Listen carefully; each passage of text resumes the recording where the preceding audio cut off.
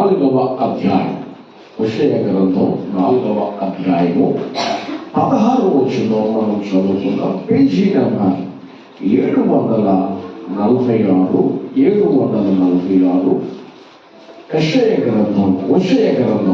హోషేయ గ్రంథం 4వ అధ్యాయం 16వ వచనం మనం చదువుకుందాం. వెయ్యి మొండితనము చూపునట్లు ఇశ్రాయేలు వారు మొండితనము చూపుతున్నారు కనుక విశాల స్థలమందు మేలు గొర్రె పిల్లకు సంభవించినట్లు దేవుడు వారికి సంభవింపచేయును. అందరి మాటలతో పాకండి.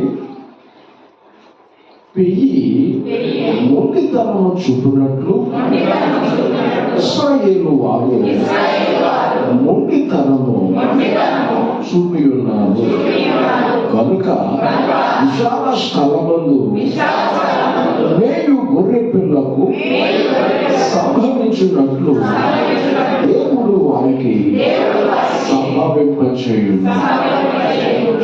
దేవుని వాక్యాన్ని క్లుప్తంగా ధ్యానించు.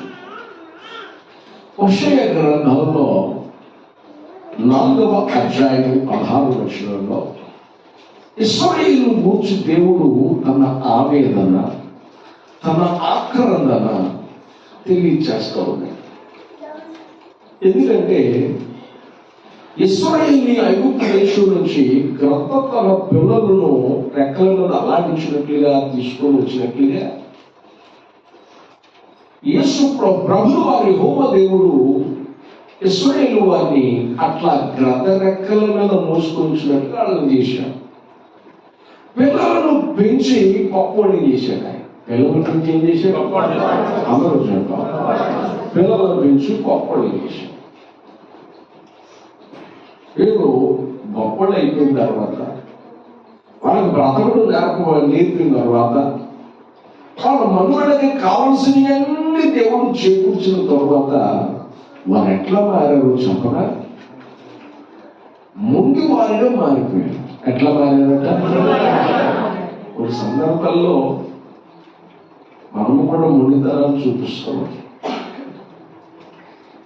ఇప్పుడు మన ఎంత పెంచుకునే గేదె పిల్లలు, ఈ బర్రెలు మనం థాట్మెంట్ లాగుతో ఏం చేస్తాయి? కొన్ని సందర్భాలు రావు, మొండితనం. మరి ఒకటికి 4 సార్లు ప్రేమ ఉన్నాయని బతిమాలతాయి.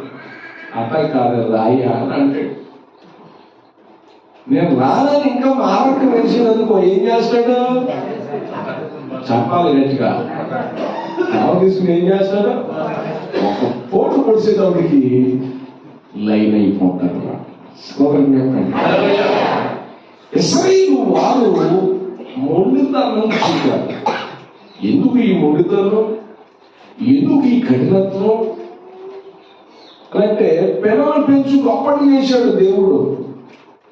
వారిని ఒక మంచి ఉన్నత స్థాయిలో పెట్టేశాడు. పెట్టేసిన తర్వాత ఎట్లా మారారో చెప్పగా వాక్యంలో రాయబడింది. ఇదే హోషేయ గ్రంథం 4వ అధ్యాయము 8వ వచనం కూడా మనం చదువుదాం. 8వ వచనం, నా జనుల పాపములను ఆహారముగా చేసుకున్నారు. ఎట్లా చేసుకున్నారట? పాపాన్ని ఎట్లా చేసుకున్నారట? అందరూ చెప్పాలి. రోజు ఆహారాన్ని మనం ఎట్లా తీసుకుంటున్నామో అట్లాగే ఇశ్రాయేలు వారు ఆహారంతో పాటు పాపాన్ని కూడా ఏం చేస్తున్నారు? అట్లా చేస్తున్నారట. వారి పాపానికి మితి లేదట. నేను అంటున్నాను, దేవుడు ఏదైనా తప్పు చేస్తే అట్లా మారారా? లేక దేవుడు ఏమన్నా కలగజేయకపోతే అట్లా మారారా అని అంటే కాదు. అక్కడ అదే 4వ అధ్యాయము 7వ వచనంలో మనం చదువుకుంటే అక్కడ సెలవిస్తుంది బైబిల్లో. చదువుదాం. తమకు కలిమి కలిగిన కొలది వారు నా ఎడల ఏం చేశారట? అధిక పాపము చేసేది కనుక వారి ఘనతను నీచ స్థితికి మార్చుదును. జనులు పాపాన్ని ఆహారంగా చేసుకున్నారు. సుధమ కుమార్ పట్టణంలో అయితే బాలును మొదలుకొని వృద్ధాప్య వరకు ఉన్నవారు పాపం జుర్రుమంటారట. ఇక్కడ రాయబడింది పాపాన్ని ఆహారంగా చేసుకున్నారట. కొంతమంది తాగుబోతులకి నాకు చెప్తుంటాడు బేసిక్గా, వీడు పలనోడు లేచి పొద్దున్న మందుతోనూ మొహం పెరుగుతాడే నాకు. అవునా? చాలా మంది ఉన్నారు అట్లా. అట్లాగే వాక్యంలో మనం చదువుతున్నాం, లేవటం వారు ఆహారం ఎట్లా తింటున్నారు, భుజిస్తున్నారు, పాపాన్ని కూడా అట్లా చేస్తున్నారు. ఏం చేస్తున్నారటండి? అందరూ చెప్పాలి. పాపాన్ని చేస్తున్నారు, పాపాన్ని ఆహారంగా చేసుకున్నారట. దేవుడు ఏమన్నా తక్కువ చేస్తేనా అంటే వాక్యం సెలవుస్తుంది, తమకి కలిమి దేవుడు ఇచ్చాడట. అంటూ సమృద్ధి ఇచ్చాడట. ఏమి ఇచ్చాడట? సమృద్ధి ఇచ్చే కొద్దీ దేవుని ఎడల కృతజ్ఞత ఉండాలా, లోబడాలా, విధేయత చూపాలి. ఎవరైనా పెరిగే కొద్దీ ఒదిగి ఉండాలి, ఎదిగే కొద్ది ఏముండాలంటే. కానీ ఇక్కడ పెరిగే కొద్ది ఏమయ్యారంటే వారు అనవసరంగా తయారయ్యారు, దేవునికి ఉపయోగపడలేని వ్యక్తులుగా ఉన్నారు. వాక్యం సెలవుస్తున్నాయి కదా, వారు తమకు కలిగిన కొలది వారు అధిక పాపం. ఏ పాపం అంటే చూసారా? అధిక పాపం. ఈ అధిక పాపం కూడా ఎట్లా వచ్చింది? బాల్యం నుంచి దేవుడు చేపడుతూ నడక నేర్పించాడు.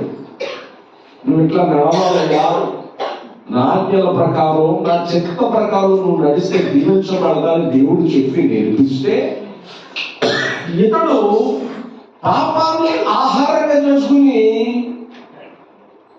ఇంకా అసలు రోజు పాపం చేస్తానే ఉన్నాడు. కలిగిన కొలది అధిక పాపం చేస్తాడు. ఇదంతా ఎట్లా చోటు చేసుకుంది అతను అంటే వాక్యం రాబడింది 5వ అధ్యాయం, యెషయా గ్రంథం 5వ అధ్యాయం 11వ వచనం మనం చదువుదాం. 11వ వచనం.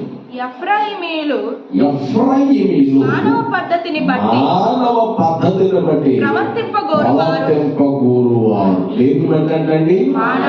మానవ పద్ధతి. నేను చెప్తున్నాను, క్రీస్తును కలిగిన మనము, యేసు రక్తము కడగబడిన మనము నలుగురు చేసినట్టు చేయొద్దు, వాక్యం చెప్పినట్టు చేయి. ఎట్లా చేయాలండి? అందరూ చెప్పాలి. నలుగురు చేసినట్టు నేను చేస్తున్నాను అనొద్దు. వాక్యం ఏం చెప్తుందో అది చేయి, వాక్యానుసారంగా నడు. అంతేగాని మనుషులు కల్పించిన పద్ధతులన్నీ దైవోపదేశములని నమ్మేవారు చాలా ఉన్నారు. ఆ రోజుల్లో మనం ఉన్నాం. ఏది కొత్తగా వస్తే అదే మనకి జనాలకి.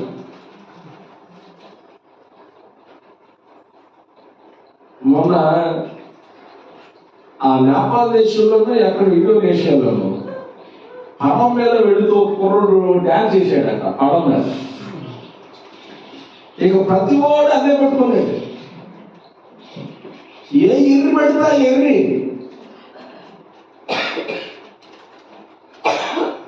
దేవుడు వాక్యం సాధిస్తుంది, మానవ పద్ధతులను పాటించొద్దు. కాదండి, అన్నీ ఉంటాయి కదండి, అందులో కొన్ని ఉంటాయండి మాకు. ఏముంటాయంటే కొన్ని మాకు ఉంటాయండి, అది ఉండకూడదని ప్రభు సెలవిస్తున్నాడు.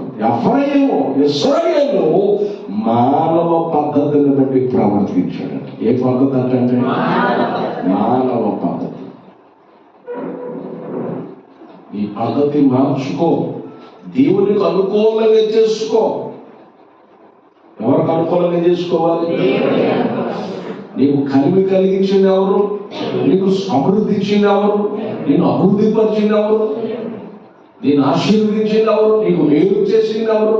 ఒకసారి ఆలోచించు. ఆయన చెప్పినట్టు చేయాలి కానీ మనుషులు చెప్పినట్టు చేయడం ఏంటి? వారి అధిక పాపానికి కారణం ఏంటంటే వారు అధిక పాపని చేయడానికి కారణం ఏంటంటే మానవ పద్ధతి. మానవ పద్ధతి ప్రకారం వెళ్తున్నాం అంటే ఏమన్నా వరగేసావా అని అంటే బైబిల్ సాధిస్తుంది. మానవ పద్ధతిని బట్టి ప్రవర్తింపబోరు వారు కనుక వారికి అధిక శ్రమ. ఏ శ్రమ అంటే బైబిల్లో రాయబడింది, మనుషుల దృష్టిలో ఘనముగా ఎంచబడినవి దేవుని దృష్టిలో నీచము ఘనహీనము అని రాయబడింది. నీకు కలిగిన కొలది దేవుని దగ్గర లోబడాలి, దేవుని దగ్గర విధేయత చూపాలి. వీళ్ళు మానవ పద్ధతులు పాటించారు. ఇక్కడ రాయబడింది, తమకు కలిగిన కొలది వారు నా ఎడల. దేవుడు అంత బాధపడుతున్నాడండి. మనం కూడా అంటాం కదా, ఎంతమందికి ఈ పని చేశానయ్యా, ఆమెకి ఈ పని చేశానయ్యా, ఆమెకి ఈ పని చేశానయ్యా, కానీ ఏం లేదా ఆమెకి, ఏం లేదా ఆయనకి. చెప్పండి గట్టిగా. కృతజ్ఞత లేదా, తిడతామా లేదా, మరి రెండోసారి చేస్తామా. దేవుడు కూడా అదే బాధపడుతున్నాడు. నేను పిల్లలు పెంచి అప్పుడుగా చేస్తే వీళ్ళు ఈ రకంగా తయారయ్యారు. వాడు మానవ పద్ధతులు బట్టి ఈ మానవ పద్ధతులు కూడా పాటించి ఎట్లా చేశారో చెప్పనా. హోషేయ గ్రంథం 5వ అధ్యాయము 2వ వచనం మనం చదువుకుందాం. వారు మితి లేకుండా తిరుగుబాటు చేసిరి. ఏం చేశారంటండి అంటే తిరుగుబాటు కూడా ఒక అద్దు పద్ధతి ఉంటుంది, కానీ దానికి లెక్కలేదట. దేవుడి మీద సాగటానికి, దేవుని విషయంలో పడగటానికి, దేవుడి మీద అలగటానికి లెక్కలేదట. బైబిల్ సెలవిస్తుంది, వారు మితి లేకుండా తిరుగుబాటు అంటే ఒక లిమిట్ లేదు. వాళ్ళు ఏం లేదండి అన్నారు చెప్పాలి, ఒక లిమిట్ లేదు. మితి లేకుండా వాళ్ళు తిరుగుబాటు చేసి ఎవరి మీద అన్నారు చెప్పాలి, దేవుని మీద తిరుగుబాటు చేశారు. నేను అడుగుతున్నాను, దేవుని మీద, దేవుని ఎదుట ఎట్లా తిరుగుబాటు చేసేవాడు ఉన్నావా? నీ ఆలోచనలో తిరుగుబాటు ఉందా? నీ తలంపులు దేవుని ఎదుట తిరుగుబాటు ఉందా? నీ ప్రవర్తనలో దేవుని ఎదుట తిరుగుబాటు ఉందా?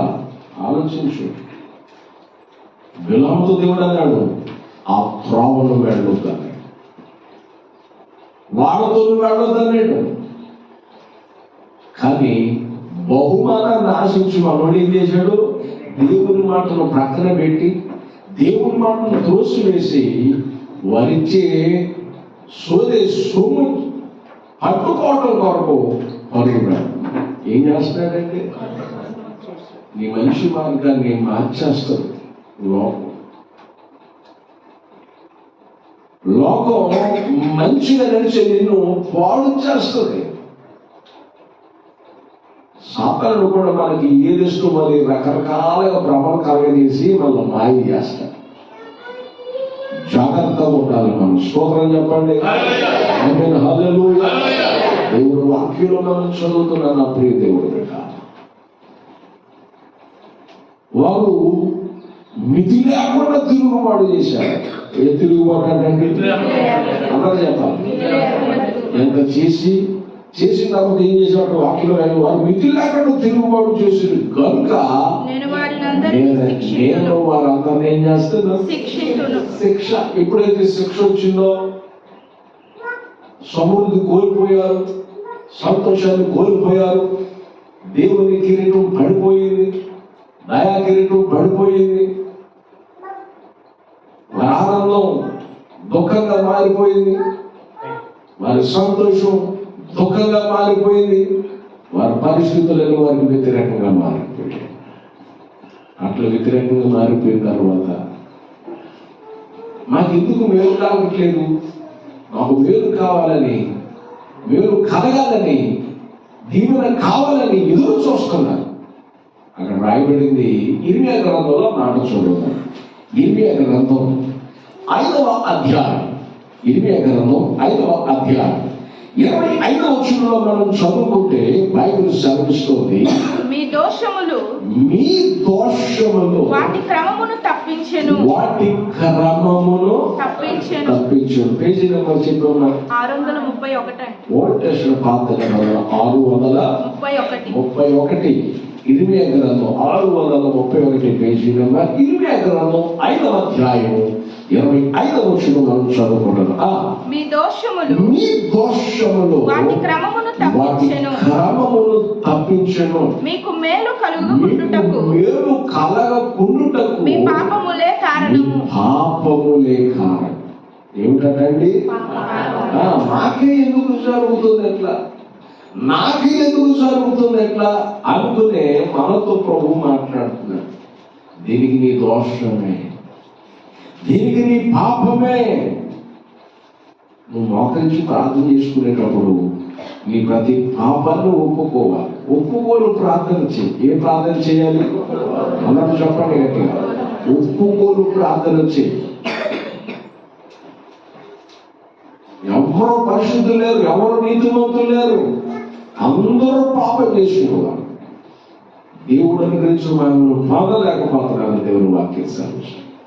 దేవుని ఎదుట ఒప్పుకోలు ప్రార్థన చేయి. శుద్ధి చేసుకో, నువ్వు కడుక్కో. నువ్వు శుద్ధి చేసుకుని కడుక్కుని ప్రార్థన మొదలు పెడితే నీ పరిస్థితులన్నీ దేవుడు ఆశీర్వాదకరంగా మారుస్తాడు. స్తోత్రంగా.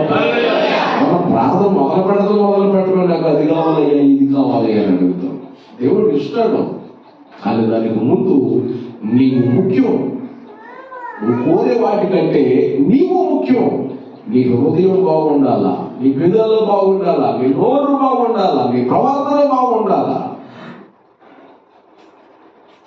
నీ పరిస్థితులు సరి చేసుకుని దేవుని అడిగితే దేవుడు తప్పదు. నువ్వు అడుగు వాటికంటే, ఊహించు వాటికంటే అత్యధికంగా దేవుడు నీ జీవితంలో చేస్తాడు అని దేవుని వాక్యం సెలవిస్తాడు. వాక్యం మనం చదువుతున్నాం. నీకు మేలు కలగపోవడానికి నీ దోషమే, నీ పాపమే. ఎంత పాపాన్ని పెట్టుకొని, ఎంత పాపాన్ని కట్టుకొని మాకు కలగట్లేదు, నాకు రావట్లేదు, జరగట్లేదు అని అంటే అట్లా సరి చేసుకోవాలి. అందుకే వారు మితిలేని పాపం చేశారు. విషయం కదా 11 వారు పాపమును పెంపు చేశారట. ఏం చేయాలండి? ఏం చేశారట? పాపమును పెంపు చేశారట. దేవుడు ఆశీర్వదించుకుంది పరిశుద్ధతను పెంచాలా, బైబిల్ పఠనం పెంచాలా, విశ్వాసం పెరగాల. ప్రభు ఏమంటే శాస్త్రుల నీతి కంటే మీ నీతి అధికం కావాలని కోరాడు. శాస్త్రుల నీతి కంటే మీ నీతి అధికం కావాలి అంటే మీ పరిశుద్ధత అధికం కావాలి, విశ్వాసం అధికం కావాలి, మీ ప్రార్థన అధికం కావాలి.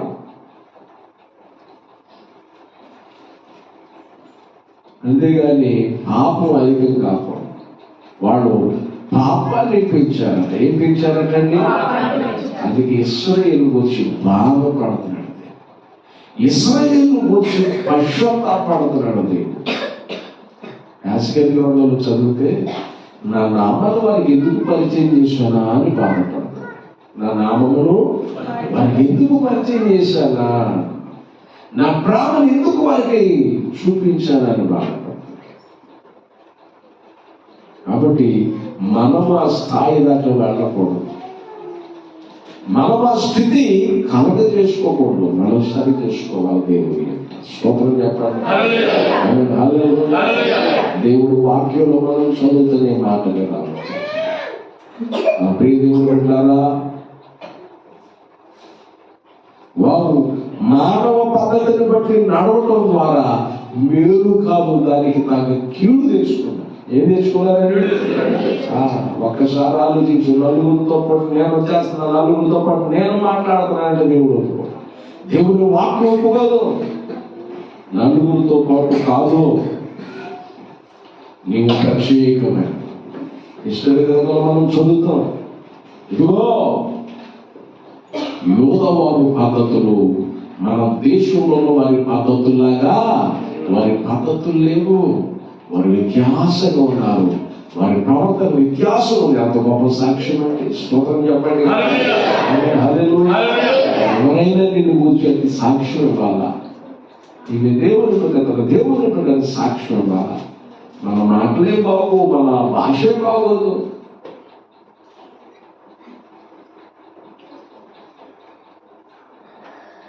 దేవుడు వాక్య సాధిస్తున్న ఈ మాటలు మీరు మానవ పద్ధతులను బట్టి మీరు నడవద్దు. మానవ పద్ధతులు. ఇంకొక మాట సమూయేలు గ్రంథంలో 1 సమూయేలు గ్రంథం 7వ వచనంలో ఇక్కడ చుట్టూన్న రాజును చూసి, చుట్టూన్న మనుషులందరిని చూసి, పులును చూసి నక్క వాతలు పెట్టుకున్నట్టుగా ఇశ్రాయేలు వారు ఆ రీతిగా ప్రవర్తించారు. అందుకే దేవుడు బాధపడుతున్నాడు. అప్పటి నుంచి దేవుడు ఇశ్రాయేలు ప్రజలు దూరం అయిపోయాడు. కానీ దేవుడిని ఆడుకున్న సమయంలో దేవుడు దగ్గరగా ఉన్నాడు. ఎందుకు దేవుడు ఇశ్రాయేలు వారికి దూరం అయిపోయాడు అని అంటే, సమూయేలు 1 సమూయేలు గ్రంథం 8వ అధ్యాయం 20వ వచనంలో మనం చదివితే, జనములు చేయు రీతిని మేము చేయాలి. స్తోత్రం చెప్పండి. నలుగురు చేసినట్టు మేము చేస్తాం. అంటే దేవుడి చిత్తాన్ని చేయవా? దేవుడి ఇష్టాన్ని చేయవా? దేవుడు పెట్టిన శాసనాల ప్రకారం నడవా? దేవుని శాసనాలంటే అంత లెక్క లేదా? దేవుని చుట్టమంటే అంత లెక్క లేదా నీకు? అయ్యా మీరు జనాలు చేసినట్లు చేయకూడదు. ఎందుకో చెప్పనా? జనములు మిమ్మల్ని ఐగుప్తులోంచి బయటకు తీసుకురావాలి.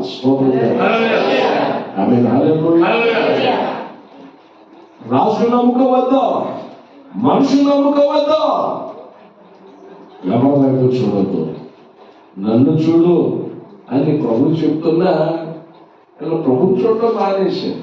ఎవరు చూడటం మానేశారు? దేవుని వైపు చూడటం మానేశారు. నేను చెప్తున్నాను, దేవుని వైపు చూసే ఏ ఒక్కరైనా సక్సెస్ అవుతారే కానీ వారి జీవితంలో ఫెయిల్ అవనే అవ్వరు. స్తోత్రం చెప్పండి. దేవుని వైపు చూడడం నేర్చుకోవాలి. వాళ్ళని చూసి వేళను చూసి నీ భక్తికి అసలు పెట్టుకోవద్దు, నీ భక్తికి నిప్పెట్టుకోవద్దు. అవిశ్వాసం కాకూడదు.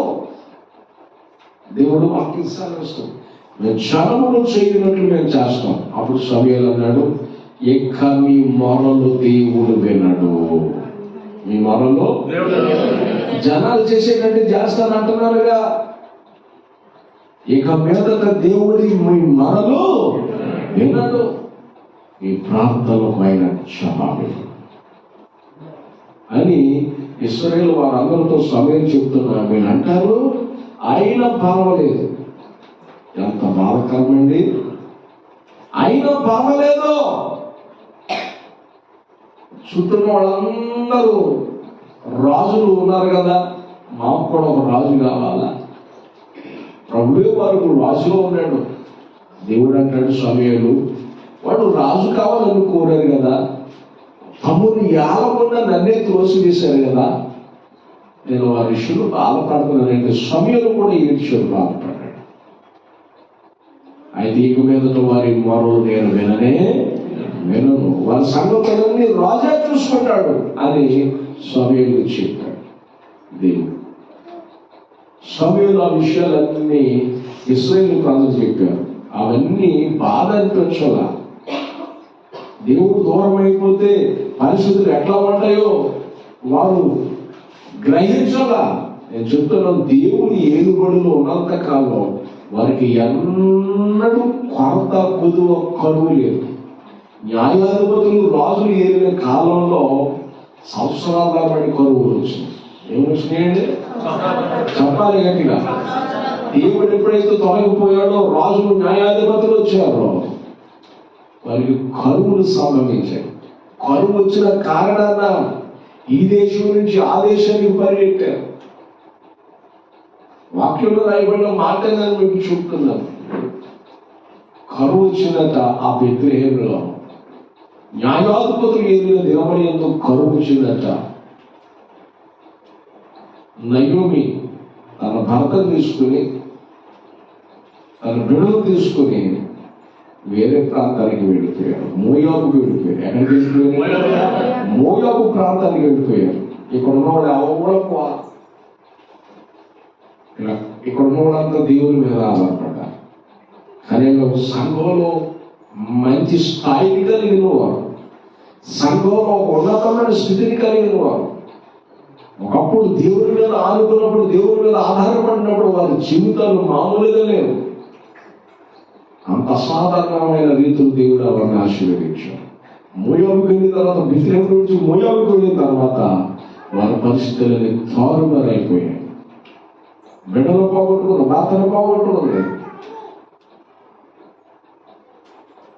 భర్త బిడ్డలు తెలియని ఆమె ఒక కోడలతో తిరిగి వచ్చింది. గుండెలో బాదుకుంటూ ఏడుస్తుంది. ఇక్కడ ఉన్న వారిని దేవుడు దర్శించాడు. స్తోత్రం చెప్పండి. బెత్లెహేములో ఉన్న వారిని ఏం చేశాడు? దర్శించడం ద్వారా అక్కడ పరిస్థితులన్నీ సరైపోయాయి. అక్కడ పరిస్థితులు ఏమైపోయాయి? సరైపోయింది. కానీ మన ప్రియ దేవుడు పెట్టారు, దేవుని చిత్తాన్ని తెలుసుకున్న అడుగులుగా దేవుడు ఎంతగా దీవించినా దానికి విధేయత చూపుదాం. మానవ పద్ధతులు ఉండకూడదు. ఒక ఆయన ఇక్కడ ఈ కిళ్ళీలని, కూల్ డ్రింక్లని షాపు, పప్పులని షాప్ పెట్టాడు. దేవుడు చెప్పాడు, పెట్టుగా దీవిస్తానని దేవుడు చెప్పి పెట్టుకున్నాను. పెట్టుకున్నాడు. దేవుడు పెట్టారా? చిన్న షాప్ అలా పెద్ద షాప్ అయిపోయింది. రోజుకి 200 అమ్మే కొట్టు రోజు 15 ఉంటుంది, అమ్ముతుంది. రోజుకి ఎంత అవుతుందండి? అసలు ఆశ్చర్యంలో దేవుడు ఆశీర్వదించాడు. ఇక బుక్స్ పెట్టాడు, అన్ని పెట్టాడు. ఎంతగా దీవించమన్నాడండి ఆయన. ఎంతగా దీవించబడిన తర్వాత ఎవరు అన్నారంట, ఈ షాప్ బాగా లాగుతుంది కదా, ఇదిగో నరభాష నీకు నమస్కారం బోర్డు పెట్టరా అన్నారంట. ఏమన్నారంటండి? నరభాష నీకు నమస్కారం అని బోర్డు పెట్టరా అని అన్నారంట. అది పెట్టారట. తర్వాత దాని పక్కన పోతే ఎక్కిస్తుంది చూడు, ఆ పట్ట కూడా పెట్టరా అన్నారట. ఆ పట్ట కూడా పెట్టాడు. తర్వాత ఇంకా అన్నారట, గుమ్మడికాయ కట్టరా అన్నారట. ఏమండి? ఆ తర్వాత ఎవరో దాహం వేసి ఉంటుంది చూసారా కొబ్బరికాయకి, అది కట్టరా అన్నారట. ఆ తర్వాత నీ చేతుకు కూడా ఎరమాడు కట్టుకోరా. చిత్రం. నేను అన్నాను అలా దేవుడు ఎన్ని చెప్పలేదు కదా అంటే, కాదన్నా గారు చాలాగా దేవుడు దీవించాడు, నరభాష తగిలిద్దని అందరూ అంటే నేనేం చేశాను? ఇవన్నీ కట్టాను. ఆ చెప్పినట్టు నేను చేశాను. మరి దేవుడు ఎన్ని చెప్పలేదుగా.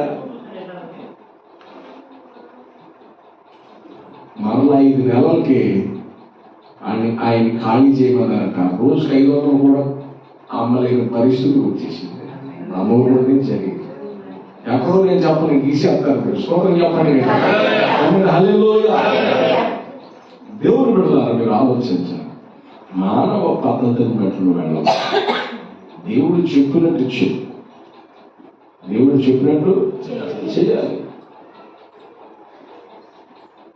ఒక ఆయన నన్ను బండి పెట్టుకుని, మాస్టర్ గారండి మరి సిగరెట్లు కూడా పెట్టినా, బీడీలు పెట్టినా అని అన్నాడు.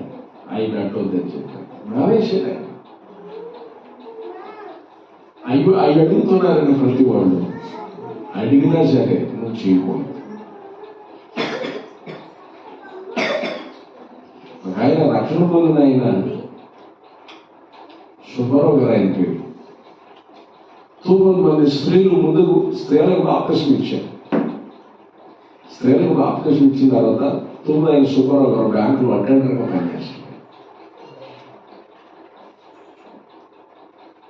ఆయన్ని అందరూ సిగరెట్ తీసుకురా, బీడి తీసుకురా, అగ్గిపెట్టి తీసుకురా, చుట్ట తీసుకురా అని అందరూ అంటే తీసుకొచ్చేవాడు. ఆయన భార్య ప్రార్థన చేయగా రక్షించబడ్డాడు, బాప్తిసం తీసుకున్నాడు.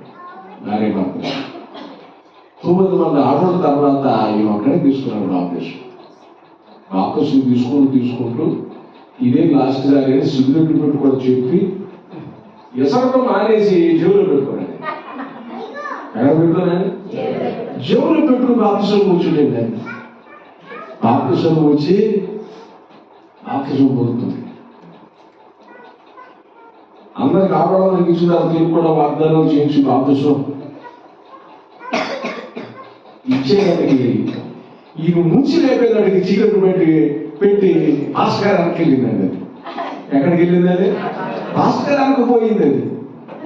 అది భాస్కర్ గారు అంటాడు, అమ్మాయి కన్నులో రక్షణ పొందే వాళ్ళు ఉన్నారా అని 1వ అని ఎట్లా అంటున్నాడు, లేదు 2వ అన్నాడు, ఎట్లా 3వ ఇట్లా అనేది ఫలం అవుతుందిగా. ఒకేసారి సిగరెట్ పెట్టి చేతికి వచ్చిందంటే భాస్కర్ గారు గొప్పదనం ఏంటంటే అక్కడికక్కడ పేరు పెట్టేస్తారు, దేవుడి చూపు. ఈ సుబ్బారావు గారికి లాజర్ పెట్టాడు. ఏమని పెట్టాడు? లాజర్ పెట్టాడు, మరియం పెట్టాడు, ప్రార్థన పెట్టాడు, అందరూ పెట్టాడు. భాస్కర్ చూసి సుబ్బారావు ఏంటో ఇది తొలగిదే, బాప్తిసం వచ్చేటప్పుడు ఇటువంటి శిబిరం పెట్టుకుని వస్తావా అని ఆయనకి ఏం చెప్పాలో తెలియక, భాస్కర్ మీరు గట్టిగా మాట్లాడద్దు, అది నాది కాదు, సత్యం సుబ్బారావు నేను లాజర్ అన్నాడు. నా పేరేంటే లాజరు, అది ఎవరిదే? సుబ్బారావు చచ్చిపోయి నాకు సంబంధం లేదు, వాడిదే.